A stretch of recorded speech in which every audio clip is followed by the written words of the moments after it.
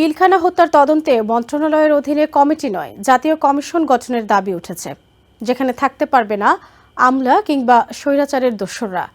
হত্যার বিচারের দাবিতে মঙ্গলবার সকালে রাজধানীর কেন্দ্রীয় শহীদ মিনারে মানববন্ধন করে এই দাবি জানান নিহত পরিবারের সদস্য ও সাবেক বিডিআর কর্মকর্তারা। এদিকে সচিবালয়ে স্বরাষ্ট্র উপদেষ্টা অবসরপ্রাপ্ত লেফটেন্যান্ট জেনারেল জাহাঙ্গীর আলম চৌধুরী জানান, পূর্ণাঙ্গ তদন্তে আগামী 5 কর্মদিবসের মধ্যে তদন্ত কমিটি গঠন করা হবে।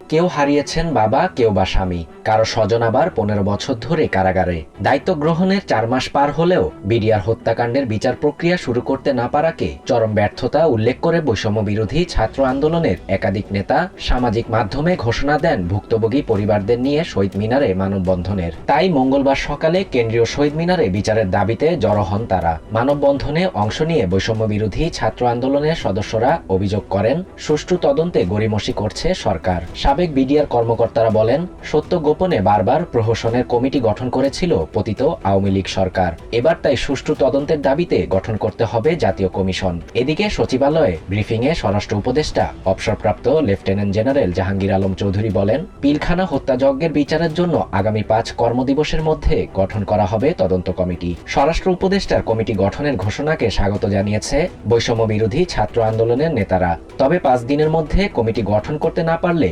আবারও আন্দোলনের হুঁশিয়ারি দেন তারা। ভুক্তভোগী পরিবার ও বৈষম্য বিরোধী ছাত্র আন্দোলনের প্রতিনিধিদের কমিটিতে রাখার দাবি জানান তারা। হত্যা মামলা চলমান থাকলেও 2010 সালের পর থেকে বিস্ফোরক আইনের মামলায় 834 তথাকথিত আসামির বিরুদ্ধে চলা বিচার কাজ থমকে রয়েছে। শাহরিয়ার শাফাত, TVN 24 news desk. New York থেকে সম্প্রচারিত TVN 24 টেলিভিশন বিশ্বজুড়ে বাঙালির কণ্ঠস্বর।